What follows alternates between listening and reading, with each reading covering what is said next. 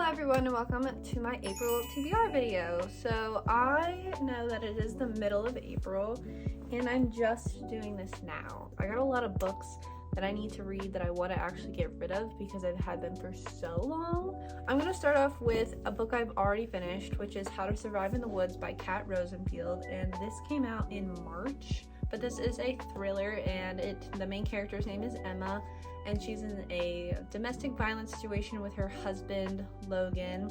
She ends up finding out that the girl she's been talking to, Logan's ex-wife, was abused as well, so they end up going onto the Appalachian Trail and trying to get rid of him. I really like this book. It was 4.5 stars for me. There were some things in the book that I didn't really like. There was just some things that I thought could have been developed a little bit better, but overall it was the first mystery/thriller that I've read that I've actually liked. Next book is the one I'm currently reading. This is The 7.5 Deaths of Evelyn Hardcastle. I am like 230 pages into it. I'm not super loving it, but I wholeheartedly know it's because that most of it is going over my head. There's just so many characters and there's so much going on. Basically, there's this guy. I don't know his real name, but I am going to call him Sebastian Bell because that's the host that he wakes up in. But basically, he has 7 nights to discover who murdered Evelyn Hardcastle at this party. And every single day he wakes up into a new host who has different kind of weaknesses and strengths and stuff that he gets to play into. And there's this plague doctor that visits him, and he's basically like, once you find out who murders Evelyn Hardcastle, sorry, my dog is laying on the tripod, so it might move around a bit. And there's someone else who's also working as a host, and whoever tells the plague doctor who killed Evelyn Hardcastle gets to leave. So basically they're in a never-ending loop. The next one has been on my list for so long in terms of wanting to finish it, and that's Leather and Lark. I devoured even Butcher and Blackbird. I read that book in 2 days. It was amazing. The yearning was so good. It's actually the book that got me out of my reading slump and made me fall in love again with reading. And you get introduced to Lark's character in that book. She is Sloane's best friend.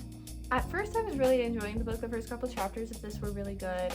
And then I think once the romance started happening, it just didn't feel very believable. This either felt like just a rehashing but a less intense version of book 1, or I just don't particularly like Lark as a character.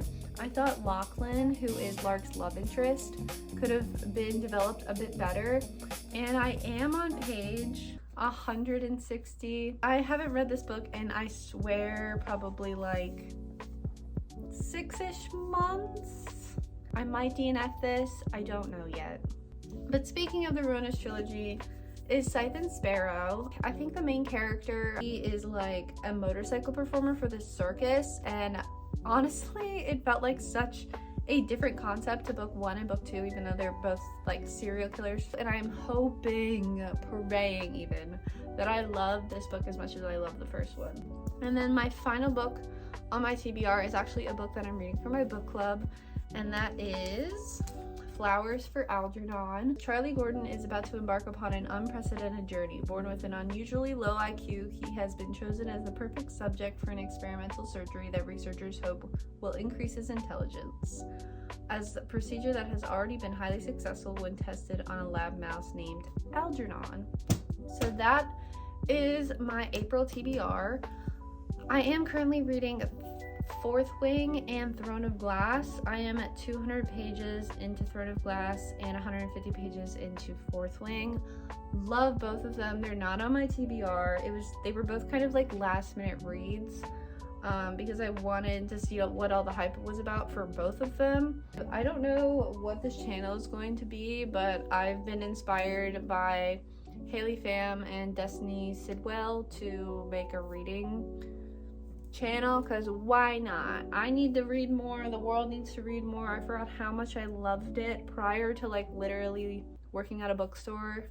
I forgot how much I love books and how much I love reading. So yeah, make sure to subscribe, and I'll see you in the next one. Bye.